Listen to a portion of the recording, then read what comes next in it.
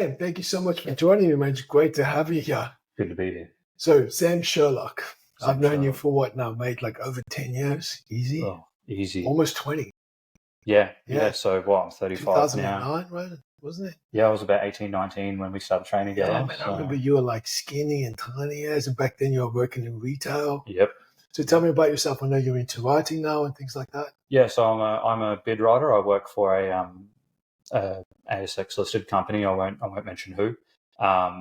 As a bid writer, so what I do is I essentially convince governments of all level, local, state, federal, defense, mining companies, retail businesses to spend hundreds of millions of dollars hiring my company. To do what? Anything, asset management, facilities maintenance, all of that sort of stuff. Basically, the behind the scenes stuff that nobody knows about: cleaning defense bases, cleaning government facilities. Awesome. Managing the fleets, managing. Awesome. But basically, you're the perfect person to talk to regarding language and advertising and sales, because if you have to convince governments to invest that amount of money into your company, you should know how it works. So let's touch on that. What's the basics of language? Well, the basics of language is clarity. You don't want to, and it's an issue that's becoming more and more prevalent, especially with younger people. The language is sort of becoming unclear and getting somewhat mutilated. You could say, it's a non-running joke in social media and things like that about the way Gen Z talk. But clarity is important, in my job. So, I've convinced entire cities to pick a company that I've worked with to do their entire growth strategy. Well, you just touched on something that I actually want to ask a question. Yeah. You said you convince companies. Yes. But do you convince companies, or do you convince one person within the company? So how the bidding structure works is it operates somewhat in a silo. So the company, government department, defense, they will put together their wants and needs into a tender document, which will then go to market, will come to me and my team, and we'll develop a strategy to persuade them, to convince them to choose us. And that bid will then go to a team of evaluators who will evaluate the bid and make the choice based on how well I've convinced them. So essentially, you're negotiating a deal pretty much the whole way. It's basically a job interview on paper. I just finished a book by Chris Voss called Never Split the Difference, an FBI negotiator, and he talks about language, but mostly in regards to negotiation. Yep. And he also says there's no real such thing as a win-win situation. He goes, because usually that means it's a compromise. But it's a win-win situation when someone believes they're getting the best offer for the best job or result or product that they require or service. Then it's a win. So each one's chasing their own win. But the one thing that he talks about in the book, which I find it really interesting, is he compares it to advertising and sales marketing as well. And we know that in the sales world, people are searching for the yes. He also believes in it's fine to say no. No empowers people. And he talks about that us as human beings are irrational, emotional creatures. So as much as we try to be logical and negotiate, that in fact we're actually just creatures that are, what's the right word? I wouldn't say victims to, but slaves to our emotions. Yeah. And you can see that in advertising and marketing on TV. So essentially, marketing on TV, whether it's to buy certain medication or to buy certain products or eat certain food, they obviously rely on human emotion in order to do that. Yeah, and that's actually one of the 3 modes of persuasion that I want to get into. 3 modes? 3 modes. So we take on a little historical journey. We're going to go back about 5,000 years. Dates might be a little bit off there. Yeah. We're going to go back to Aristotle. Now, you probably know who Aristotle is, but I'll give a little bit of a breakdown. Aristotle is basically the father of Western civilization in terms of our thinking and science and math and maths, biology, all of this sort of stuff. Aristotle, he is revered by scholars, Christian, Muslim, and all religion scholars, as he's been called Dante, the great poet, and the inspiration for the famous painting Dante's Inferno. Yes. calls him the master of those who know. Oh, wow. So, okay. I didn't know that. Smart dude. He, being the curious guy that he was, watched the early democratic members of Greek society, the politicians. He watched them and he thought, okay, what is making these guys be chosen? And he analyzed it and he came up with these three modes of persuasion called ethos, pathos, and logos. Might have butchered the pronunciation there, but that's what they are. Ethos is our credibility. So this conversation that we're having right now, I've set up my credibility as somebody who understands persuasion, understands all the things that we're going to talk about. Yeah, I'm a bid writer for a large company. I convince defense to buy stuff. Pathos, that's what we're getting about with the slave to emotion. That's emotive language, emotive visuals, playing with the emotions of idioms the to generate listener. emotion. Yeah, so the ones I get to, a good example of that is dog rescue ads. Yes, I get it. Yeah. Simple. Donation ads. Dog in a cage. Yeah. You pulls at the heartstrings. You're devastated. A child with a nasogastric tube or things like that. Yep. Yes. Pathos. And then logos, which is our logic. Okay. 1 + 1 = 2. In that order, pretty much. Yeah. Well, they can be used. They're used sort of in any sort of order. But us as humans respond usually much unidirectional because our logic doesn't tend to trump our emotions. No. Our logic tends to be something that we introduce after our emotions. Yeah, the logic sort of does come at the end, and it's sort of, even in, so what I do in a bid response, you find that it does work somewhat in that order. Credibility is built up at the front of our response. Yep.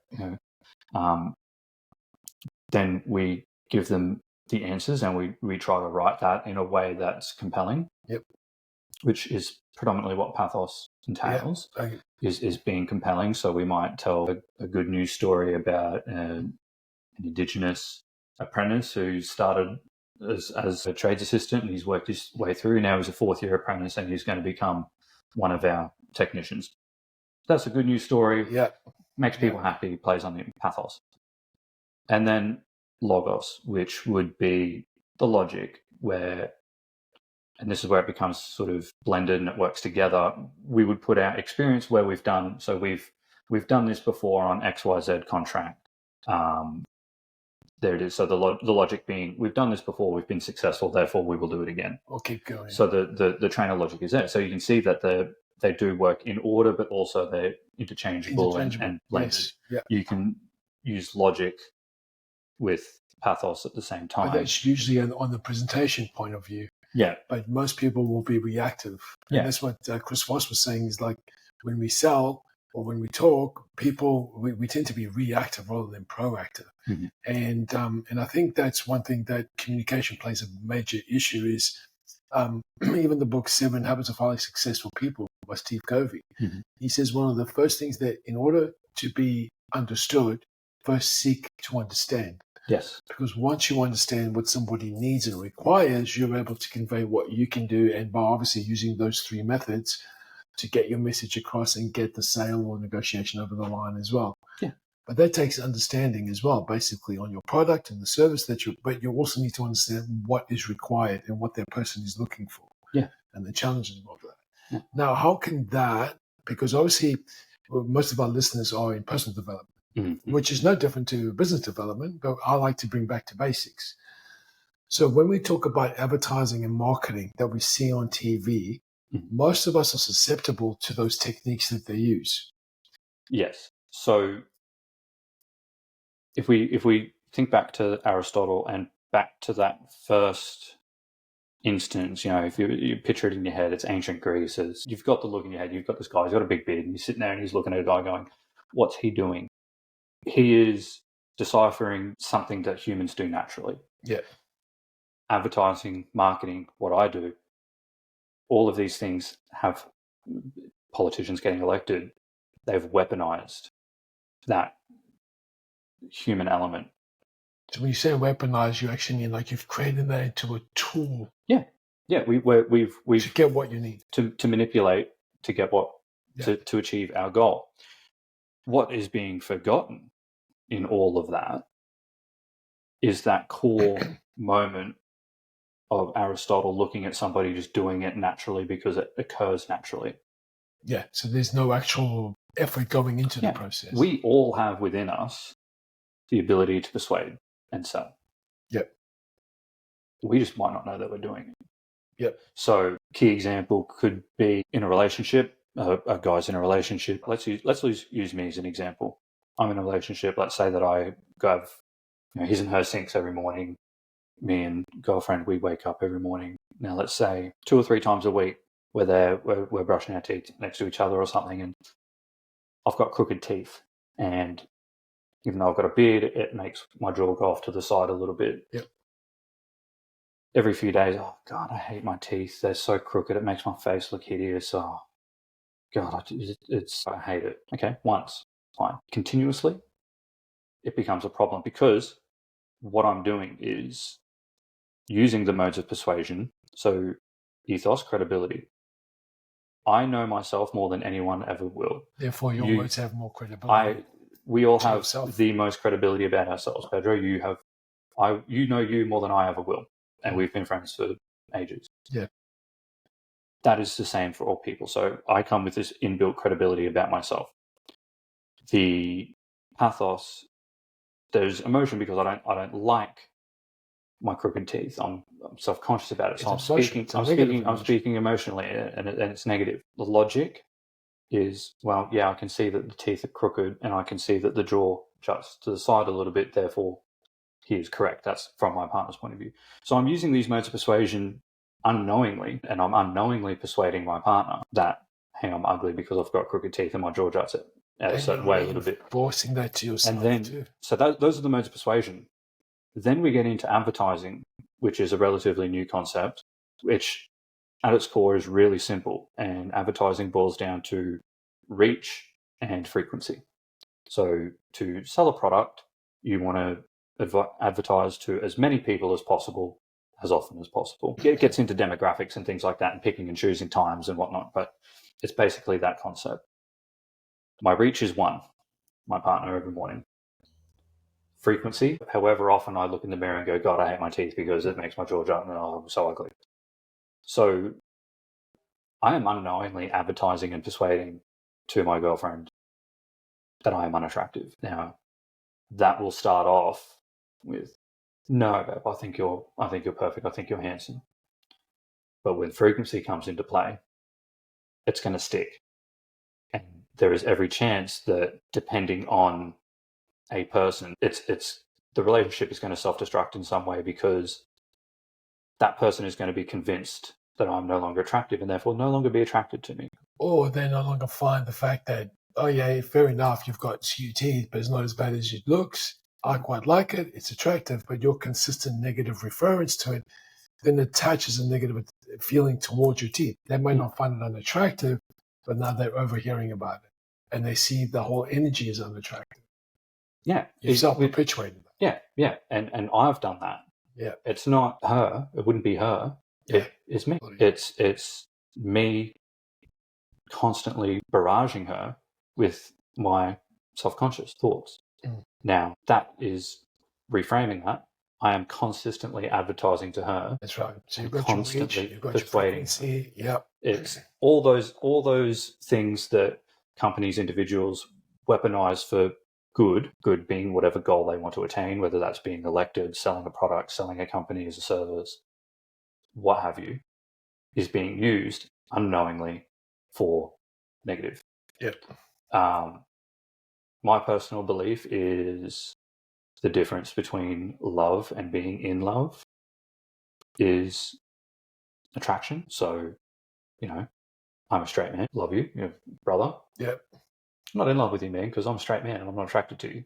Yeah, I find that personally offensive because I think I should be attracted to everybody. But I mean, you're a handsome guy. I feel comfortable. No, I completely agree with you. But that's the difference between love and in love, right? I agree completely.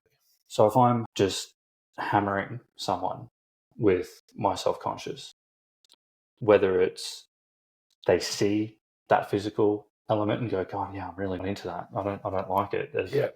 Or it's just that the general vibe, destruction of attraction is killing the relationship. And it is just using the same principles that are used every day to sell products. Well, interestingly enough, without digressing too much, because you touched about being in love and loving is the same as attraction, unattractiveness. And there's also sexual attraction versus non-sexual attraction.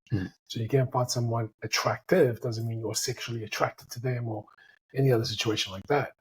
But what makes us attractive and attracting, again, is emotions and energy. So someone might find you, be attracted to you, be sexually attractive to you, but your energy becomes unattractive because of this negative reinforcement. And then you perpetuate that. Now we can see on advertising, that's a really good way through the constant hammering.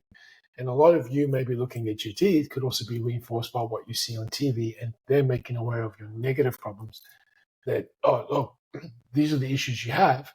We have the solution. And you may not even realize you had that problem. You just believe it because they've sold you on it. Yeah. But I've noticed that people subconsciously will watch TV or be sold on certain products on services. But a big sales gimmick of that becomes also then you become the salesperson because everybody else is buying. Let's go like these Frank Green water bottles, for example. Everyone's like going crazy over them. The marketing is okay, but it's also social marketing based on how people feel. Look at my color, and it becomes, and then Frank Green doesn't really have to sell water bottles because people are selling it because they've connected an emotion to the actual water bottle. Yeah. So that, again, is the modes of persuasion. My friend has a Frank Green bottle. My friend, I think, is cool. Yep. I don't think any of us have a friend that we don't think is cool that we admire at some point. So thinking of them that way, they have credibility. Yeah. So if they've got it, I don't, because their credibility to me is that they are cool. So if they've got it, I want it. Well, the one thing is for us to stop ourselves becoming victims of this so-called manipulation. And Chris Voss mentions, he goes, people will look and say, you're manipulating human beings. And he goes, no, we're not actually. He says, what we're doing is you're going to be manipulated regardless. You do it without even realizing. What we're doing is we're understanding how we work in order to get the best responses. And he's a successful negotiator. One of the reasons I believe isn't because he knows how to manipulate people. It's because he understands his processes during the exchange. So he's always doing what he believes is for the good of everybody. And being an FBI negotiator, it's not about the fact, yes, you have to be accountable for your actions of kidnapping or whatever the case is, but his job is to make sure that kidnappers included, everyone is safe, aware of his responses during the negotiation for that outcome. Yeah. So a lot of times we're so busy being sold and trying to sell rather than understanding as people what our personal character, product, or service is. Yeah. If that makes sense. It's that understanding our own brand as a person, but then also understanding how persuasion works and recognizing it as it's not something that's been invented, it's something that's been deciphered. So understanding these modes. So you said something about how we're more ruled by our emotion than logic. I would argue that if we have, as people, all have a thorough understanding of the modes of persuasion and how advertising and how all these things work, how the burger is made, so to speak, we are less susceptible to it. Yeah. So I agree. I, for one, study persuasion, advertising, all that sort of stuff. I could see as many ads and the figures for the amount of ads that people see on a daily basis is phenomenal, in the tens of thousands. I am less affected by them because I understand, a toothpaste ad,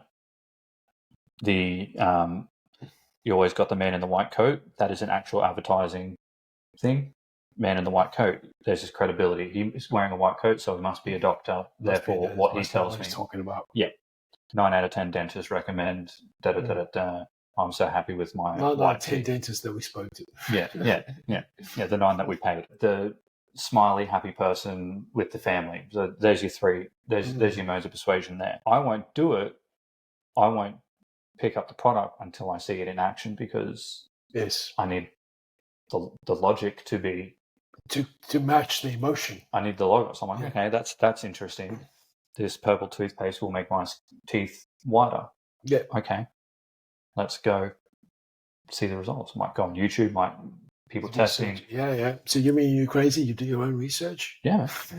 But it's because... I agree completely. No, look, I agree. I think at the end of the day, we are emotional creatures. Yeah. But emotions will fluctuate, and emotions affect our thoughts, and our thoughts affect our emotions. So, but one thing that I'm trying to get to is, for me, it all has to be balanced. If I go out and buy something based on emotion, either because I want to get it, everybody has it, or I might get a kick when I'm getting it, but then I come home and then logic kicks in. I realize that was a really smart purchase. I spent more than I should have, and there goes my emotions down. So any sort of thing for me, I want to find that balance between logic and emotion. What I do find is that people forget that emotions are multi-layered. So in relationships, the one thing that we lose is we tend to focus on the emotion that is heightened at that present time. We're not aware that there are underlying emotions. So in relationships, people will argue, and you're talking about being in love and loving somebody. No, he talks about when you love somebody, but yet you can use foul language or treat them negatively. That's not love. That's not love. Love exists purely all the time. Even in The Courage to be Disliked, the Japanese philosopher explains how a mother was screaming at her daughter. The phone rang, picks the phone up. Oh, hello, so-and-so residence. Change the energy. The moment she put the phone down, went right back to screaming at her daughter. He goes, oh, you made me angry because of this, because of that. He goes, no, you chose to allow yourself because you regulated your emotions depending on those circumstances. They were fleeting. So the purpose of this story is like to get to the baseline of saying, okay, and that's something I had to practice. If I was with my kids or any sort of, like my kids especially, if I was angry, either from prep, overwork, stress, bills, and they're just behaving the way they do, at that point in time, the way I spoke to them or reacted to them wasn't justifiable to my emotions towards it. It didn't honor how I truly felt about my children. It just honored my feeling at that moment. And as a consequence, they will go, geez, Dad's a bit of a dick. Like, he doesn't really care about me. He wasn't really considerate towards me. I can be angry, but at the same time, I need to honor the emotions underlying with that. But that comes through practice and exploration. It's the same thing with buying toothpaste. It's like, yeah, I do need toothpaste. I do have this problem with my gums. That looks like a good idea. But you don't blindly roll into that. You understand that there's other things underneath that will play that. So you make that decision taking other emotions that you're not aware of into account. Yeah, absolutely. And it's in what helps with stopping that and introducing that thought process is understanding of persuasion. You know, where for instance, with your kids, you snap and blow up at your kids, you're persuading them that you are this way. And I'm persuading them that this is the way you can behave too. Yeah. I'm reinforcing those behaviors. And blowing up at them will probably get you what you want. So you've come home, you're tired, and they're running amok. You blow up at them, they'll be upset. They might start crying. You might be creating a bigger problem, but they'll quiet. So you're getting what you want, but it's not doing it. Whereas it's at a bigger cost.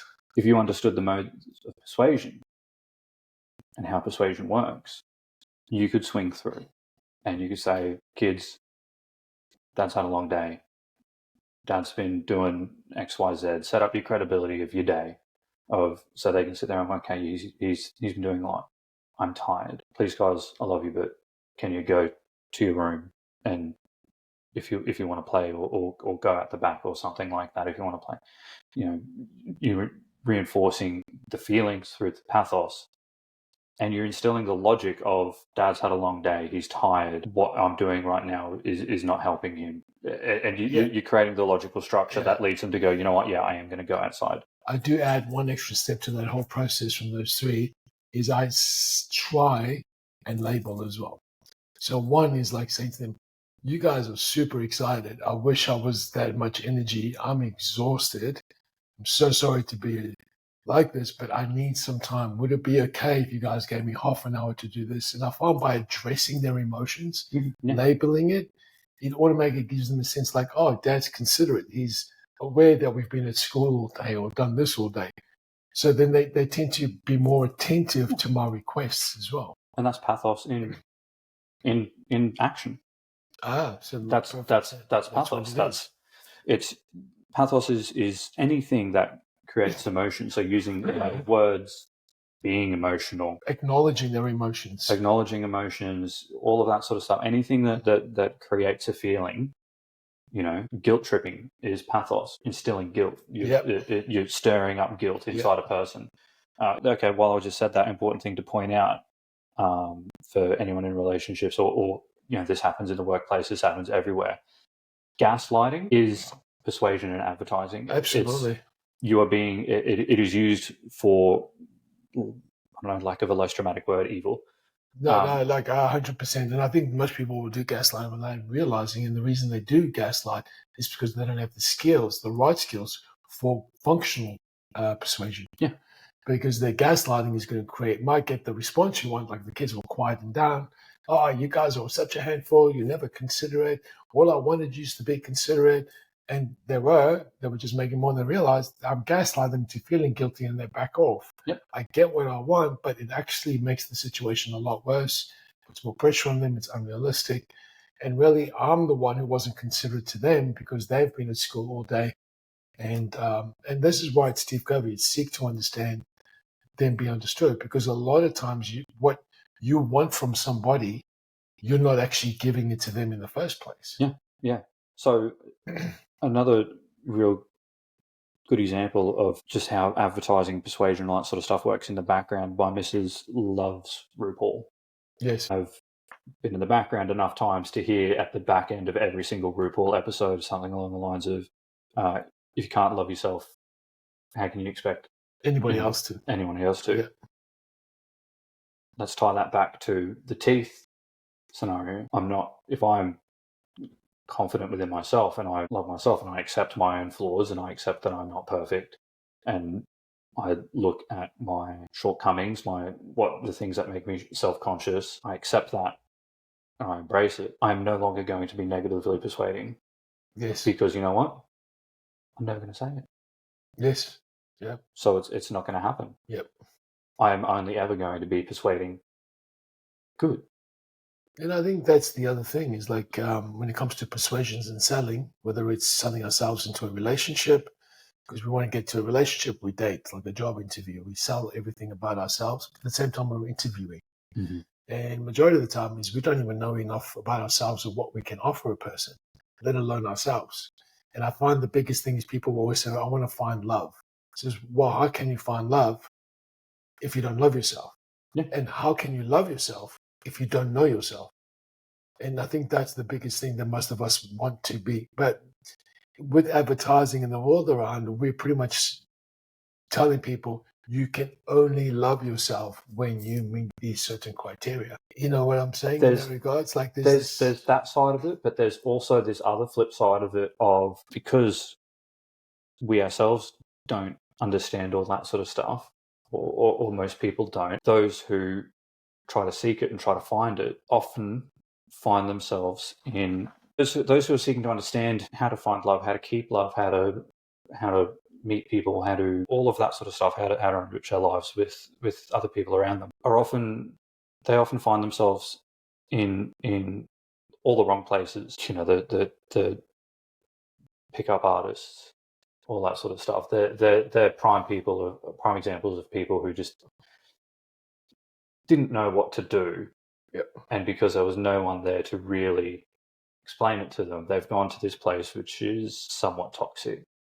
And yes, they've figured out how to meet girls and all that sort of stuff. But there's never a closure. There's no substance to it. There's no substance to it. There's this toxicity to it that sort of we come out the other end of it where there's now just antitrust in men, and there's all of this sort of stuff because this group of people have figured out human psychology and how to manipulate it to get what they think they want, even though it's not what they want. The point that I'm making is that all starts with somebody going to a friend and going, how do I meet someone?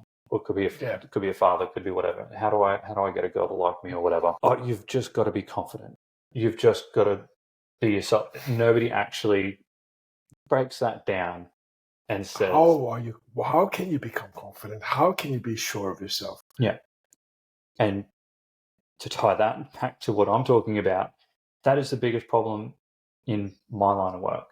You will never win a bid if you don't explain how you're going to do something. Yep. So what I encourage from everyone is to understand the modes of persuasion, because maybe as I can understand how it sounds sinister, but we are just persuading, everyone's persuading. Yeah, everyone's right, persuading right. everyone. Yeah. And then you could use the word persuading, but really what you're doing is you're informing. You say, this is what I believe about my skills. This is what I can offer you. This is how I'm going to offer it to you. I would like to know from you, does this meet your requirements? What else would you like us to do? And this is what we'll do to make sure we can meet those. Yeah. It's not really persuasion. It's more like information giving it, but you're doing it in a persuasive manner. And that you're with, you want their attraction. Yeah. And you want to be with them. So you are unknowingly, or if you're real informed, you're throwing pickles at the wall and hoping that something will stick. Yeah. You will be better spent if you better understand yourself and better understand what is your credibility as a human. So, and that's not what you do for a living or what have you. That is setting your credibility as a human by being a good person Towards humanity. Towards everyone. You know, you often hear about stories of like, oh, if you want to figure out what a person is, you know, go to dinner with them and how they treat the waiter. Yeah. Yeah, all those sort of stories. And that's okay. Persuasion, they're setting up credibility. If I'm walking down the street with my girlfriend and there's a homeless guy and he goes, oh, do you got any spare change? Like I'm struggling, and I go, no, mate, I don't have anything. And then I go to, you know, I duck into the next 7-Eleven because I feel like a chocolate bar or something, and I hand over a $5 note. Whereas that, you know, what am I? What's your humanity? Yeah, what am I setting what is up? Your purpose? How am I setting myself up as a person? What is my credibility as a human being? How can she sit there and say, well, he's a good person? Yeah. Because the credibility that I'm setting up is, no, I'll step over the homeless person even though I've got $5 in my pocket, and I'll go use that $5 and go get a $5 chocolate. Yeah, that you could have shared with him. That realistically, I could have given the $5, and if I don't have the money, like if I don't have more money in my bank account, I've been like that. I don't get much. Whatever I have, I don't get a chocolate. Little, I share. I don't get a chocolate. That's it. You know, if I've got more money in my pocket, guess what? I give the $5 note, and then I'll go pay on card to get the chocolate. Whatever. Yeah. Whatever. Yeah. And so that's interesting that I wanted to get back to, where you were talking about making a purchase and then getting home and having buyer's regret. That wasn't a smart purchase. Is it really not? Or have you been persuaded to think that it's not? Well, I agree with that. Isn't or isn't it? But I think once you've made the purchase, and if you instinctively regret the purchase, that's your higher self telling you that wasn't meant for you. The experience may have been, and you regretting it will make you go, oh, actually, next time I need to remember to think about it a bit more, process it a little bit more. If I regret the purchase because of a financial issue, because I'm on a budget or whatever the case is, because there can be also patterns of beliefs to your finances, and then we've made to feel guilty because if we spend money, our partners or our parents growing up would always instill guilt if we spend more than we should have. We then instinctively feel guilty or regretful when we do. So understanding the reasons behind that will also affect. When you buy a purchase, you come home and then you realize emotionally you're still not pumped about it, then you've made the wrong decision. You've reacted to an emotional state, not a logical. You haven't incorporated that. So that's what I mean. But I do agree, like sometimes you feel bad because you've been conditioned to feel bad about purchase. Yeah. Like, you know, you get a lot of people just, you know, they'll find themselves in that situation. They'll go, oh, you know, they'll see a T-shirt or whatever, and then they'll get home and, oh, I'm trying to save for a house. Oh, the barefoot investor. Oh, yeah, all this sort of stuff. All the barefoot investor has done is persuaded people to follow his line of thinking. Oh no, look, let me be quite frank. Like, I'm a big fan of him. Oh, I've listened to the book. Very smart. I like that. No, he's logical and emotional, and he uses all three methods that you're explaining. But what he's done, he's created a system that allows him to be in a happy emotional state, which then attracts more finances. So one of the biggest things he talks about is actually having that like $2,000, $3,000 aside as just aside. That creates a mental escape that even if your bank account's down, knowing that you have a safety net gives you a different type of freedom energetically, which then allows you to manifest more money. What I don't like is that people think that's the step I need to take, that exact step to get the same result. I think we all have different tools and techniques to get the same emotional state. Yeah. And that's where I think, like, again, oh my goodness, my coach and I were talking about our plans and setting up our plan for the peak week. And we were often, back in the day, I remember I would actually have a big bowl of chips with 3 eggs and some avocado on stage day. And obviously, we spoke about it, and he was like, oh, geez, what were we thinking? Because obviously science changes, we change, we understand. But guess what? We did that, and we still won. Yeah. And nowadays, if we did that, we'd go, oh, my God, you shouldn't be doing that. So it just highlights to me that even if we do something wrong now, we just perceive it might be, it doesn't mean it is. And we limit ourselves to what's right and what's wrong, and we fucked up or didn't fuck up. It's like, no, dude. It actually all just flows, and there's always a lesson in everything. It's not just plain and simple. Yeah, absolutely. Absolutely. It is. And I'll just use the barefoot investor as an example. It could be anyone. It could be your parents who might be sitting there and saying, oh, you saved your house, so you have to sacrifice every single dollar that you've got. So you go out and you make a purchase because you want a new T-shirt that you like, and you've been persuaded to do something right, but it's not necessarily right.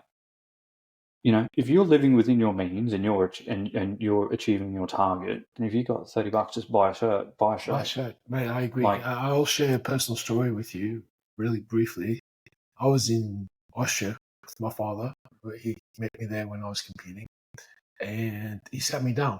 And that was very, like, 6-7 years ago. Oh no, geez, I'm a lot older than that. So probably almost 10 years ago. And he sat me down, and my brother is God rest his soul, was a year younger than me. And he turned around and he said, when are you going to get your act together? I said, what do you mean that? So when are you going to buy a house? And I was like, I don't really want to buy a house, but that's what you do. You rent out, you buy a house. Your brother's already bought a house. I was like, yeah, Roger bought a house because you signed guarantor for it. He's also restricted with what he can do with his life because of the purchase of the house. And yeah, but I see every second weekend or whatever you're away. I'm like, yeah, I'm away for work. But where I go, I do, like, everyone likes luxury, but I'm more of a homebody. Like, I like to be outdoors. If I've got a comfortable place to sleep, I will. I don't need the $500 room when the $200 room is just the same. Like, for me, that's me. If I've got the money and financial to splurge on it, I would. And I would rather go away every 2 weeks. It works better for work than go away once every 3 months. If my brother goes away, he'd spend a lot more money, but it was restricted. It was my choice. And even on one of the talks, a lady said to me, how do you stay so positive with your condition and still pay your mortgage? I said, easy. I don't have a mortgage. She's like, oh, how come? And I was like, if I chose to have a mortgage and every time I put $1 in, I would be like, yes, this feels amazing. This feels great. I feel like I'm achieving what my goals are. So then by all means, go and get your mortgage. But I see so many people bitching and moaning about the house that they bought because it's the right step for them. But then they're not living the lifestyle they chose to or would like to. They're miserable because they've been sold and persuaded because that's what you do. And I'm like, no, that's what everybody else might do. I know what will make me happy. And I have no doubt that there will come a time that I will want to invest in property, not necessarily for investments, but more as a home. Yeah. But currently, I want the freedom to travel and to move and to go everywhere else. So we make those choices. And I've been, I wouldn't say a victim, but I've been very aware of the constant persuasion I've received from outside. And the interesting thing for me is, like, with my condition, one of the consequences was I didn't want to put anybody else in jeopardy in case something happened to me and my investment. So that was also something that would stop me from investing in property. And those were my personal choices. But the persuasion I got from all angles countless times. And they worked on my negative emotion, not trying to, I shouldn't say that, without realizing, actually belittling me in who I was as a man purely because I didn't own a house. Yeah. And you're absolutely right. Brother, God rest his soul, he's a year younger than you, so I doubt that social media came into play much with his decision making, and maybe it was just him. My perception of that, it wasn't just, it was what his family and his people around him, and my brother, with the history he had, was just as crazy as anybody else, wanting to get his life in order. I do believe that for him, that meant it was something he would have liked to do, but I also think it's something he pushed to do so that he could take a checkbox. So he was happy. He made the decision he wanted. So I'm not disagreeing with his choices by no means, and it's what he chose to do. And I'm just giving you my perception that I do feel some of that energy was his willingness to, if I buy a house, that's going to make me feel more like, because he's been persuaded that that's the right step. That's the pathway to go down, and you see that with, a lot of people. A dear friend of mine is a real estate agent, and he sees all the time couples that will just buy outside of their means. So they'll swing through and they'll be like, "Oh, we've got borrowing power of 1.5 million or whatever, so therefore we will buy a 1.5 million dollar house because." And this is where, again, we go back to persuasion and advertising. They're predominantly young people that this happens to. They're buying well outside their means, even though their borrowing power is high, because social media. It's no longer just our friends groups, right, that are persuading us. It's these social media, and insane. I don't think it's controversial to say predominantly idiots, influencers, who sit there and go, "Look at my amazing life, and look at all this stuff that I've got. Look at this, look at that, look at this," and hang on, if that's what they've got, I can do that because I need to have this, because they're happy because of these things. They're persuading. They don't even know that they're persuading. They just think they're showing off, or look how cool my life is. But they're persuading other people to go and try and match them because, that's where I've got to be in life. My logic is, if you're not happy with your house, you don't need to be sharing it with everybody because you're getting enough joy out of it. If you're persuading, is you're trying to get joy from other people for the accomplishment that you did in buying the house. But again, it gets back to the point of what I'm saying, is that it's not conscious. Influencers aren't influencing consciously. It's a label that they've been given. They don't know how persuasion works. I'm sure some of them do. Yeah, it's just something that they do it. The vast majority of them, I would argue, are just people that stumbled on something. I think a lot of influencers have been persuaded into persuasion. So a lot of influencers wouldn't be influencers. They've just been persuaded into becoming influencers because it's cool, because it's going to give them more likes. They're chasing a validation, but generally speaking. And really what they have is they've got their 3 modes going. The fact that we call them influencers. Yep. Credibility. Yep. Right. It's an actual title. They're exceptionally happy in these videos where they're, I'm 19 years old and I've got 2 houses or whatever. Or, it could be that. It could be the hustle culture stuff and all of this sort of stuff. It could be whatever they're influencing with. They're happy about it, so they've got their pathos. And the logical thing is, well, hang on, if that person's 19, what do they got that I don't have? Why the logical step is, therefore I must if they can, I match can. that. Yeah. And on top of that, they've got reach. Yeah. Because they've got 20,000 followers, however many, that's low end probably, let's say 500,000 followers or something like that.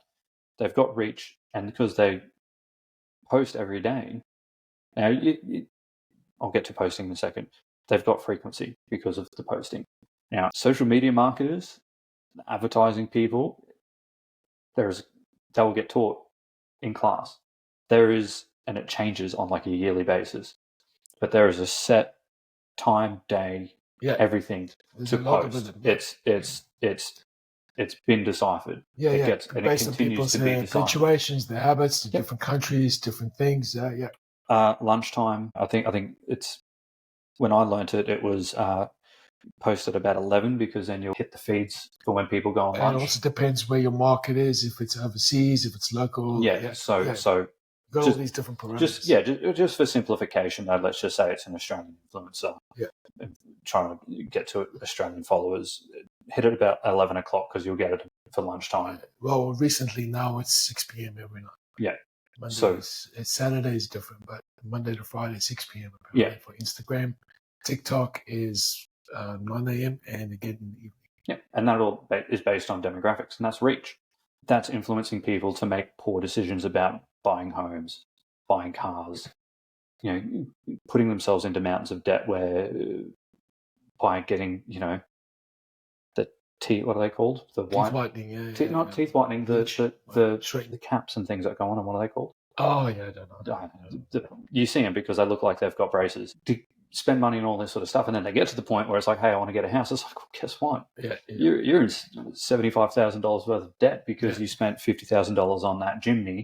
You spent $20,000 on. But if they had spent the time getting to know who they were in the first place, they would have realized that their house would have trumped their wants more than their teeth, or whatever the case is. Yeah.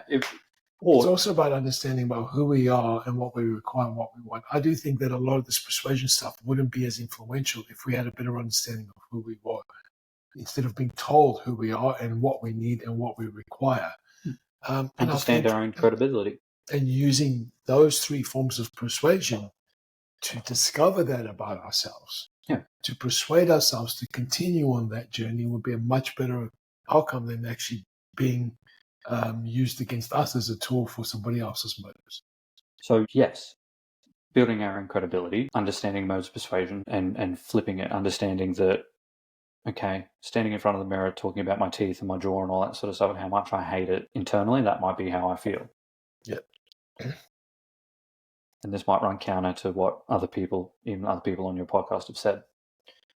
Internally, you might look at it and go, I fucking hate it. I want to do something. I hate it so much. Externally, Mrs. there brushing her teeth or whatever, either don't say it because you know that if I say that, I'm influencing and persuading my partner, or the old fake it till you make it, flip it. You know what? I don't mind my teeth. They're a bit unique. Everyone's got straight teeth. Everyone's had braces now, and they've all got straight teeth, or they've got the things now that they go over the top, the caps. I can't remember what they're called. Somebody will let me know, I'm sure. But you know what? I got these, and they're fine. No, I like that advice, man. It's a good advice to finish off on. Like the only one I would add to that is, if you really feel that strongly negative about something with yourself, what works for me is fake it till you make it, but it starts off with acknowledging the negative emotion and then asking myself, is that really true? I might hate it. No, they're not perfect, but they're not as bad as it seems. Yeah. And then you start to and they are what they are. I can fix it at a later stage if I decide to.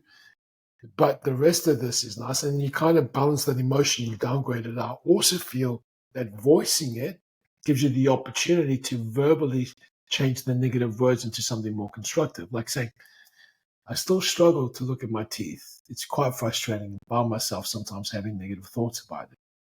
It affects me. But it's good to have you around, babe, because sometimes when I talk about it, I acknowledge it, and I can see that I have to change my mindset about it. They're not as bad as they seem, and I need to work on that. And just voicing that lets them know as well, like, oh, it's an insensitive subject to them. They're trying to manage it. They're not asking me for validation and credibility. It also then changes your credibility as a person and a partner. Yeah. And the only thing I would add to that is in moderation. Absolutely. And this is something that I think needs to be said about absolutely everything. I was listening to a podcast that you had with I can't remember his name, but the martial arts guy. Oh yeah, James. And he said some really great things. There was a lot of things, not only him, but a lot of people have said about men talking, men opening up, and all that sort of stuff. Controversial until I dive into it. In moderation. Yes. You're my friend. I can talk to you about my worries, my concerns, my self-consciousness. But if I do it all the fucking time, you're gonna get fed up with me. You're gonna. However, if hey man, I feel this is bugging me, and it's maybe something that comes up every 6 months or something like that, and I'll bring it to you. You're not going to do that because I'm not hitting the frequency. Mate, and I agree completely with what you just said. And one of the reasons you do it in moderation is to take your own attention from those negative thoughts and not allow a spiral. So you stopping yourself talking to me about it stops your brain from thinking about it. If you do tend to overshare on one negative aspect, as your friend, that would be my next approach. Well, how can we look at that differently? Yeah. How can we say that differently? How can we, and then encourage you to change that around a little bit more? And I think that it's not so much us as men holding our emotions to ourselves in order so that we don't become bitchy friends to one another. It's about acknowledge effort and even catch ourselves bitching about our kids, our girlfriends, whatever the case is. We start talking like, oh, you know what? But that's just because I'm feeling like that at the moment. Because all in all, it's an ending off on a positive. So I do think in moderation, with control, but with awareness that it's not about withholding negative energy. It's with not giving negative energy more attention. Yeah. And the addition to that is that if you cannot yourself get to a place where it's moderated and constructive with your friends, get professional help. There are people out there whose job it is to help you moderate that, to take on your negative shit. Yeah. Like it sounds really harsh. Yes, your friends are there for you, your partners are there for you, but at the same time, it's kind of it's a snake eating its tail. If you consistently, you're going to convince them, and you're going to end up in. Well, you might persuade them to see the same problems in their own relationship, and then before you know it, we're both bitching about the same thing, and we're not being constructive about any of our journeys. And it perpetuates because then you bitch, then I bitch, then you bitch, and then I'm trying to trump you, you're trying to trump me. But I think as friends, we don't always have the skills either to reflect the situation back on the person. You see it when girls or guys bitch about their partners. It's usually, all men are this or all women are that. It's like nobody wants to challenge their friends, right? Exactly. But a good friend will challenge you. Yeah, absolutely. And I think that's where professionals come into play. You know, where the professional is there to challenge your perspective on things, to create a safe environment for you to do that. And sometimes it's even better because you're not afraid of what their thought, you paying them to sit there. So you don't really give a shit what they think of you. I care about what my friends think of me. So it gives you the freedom to be a little bit more upfront and honest as well. So I think that's a big thing. People actually having the courage to not seek help. It's like, I don't need you to help save me. I need you to help me save myself. Yeah. And when you understand that, it's the same as going to the gym to get fitter. You're going to a psychologist or a counselor to get mentally fitter or stronger.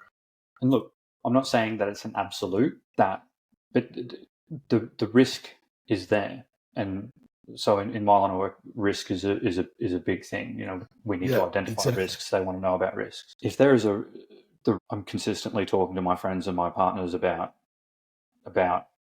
my negative thoughts and negativity, and the risk is that I'm persuading them that is me, and you know, I keep talking to Pez about it, and Pez is getting to a place where he's thinking, fuck, Sam's just always negative all the time, like I can't deal with it anymore.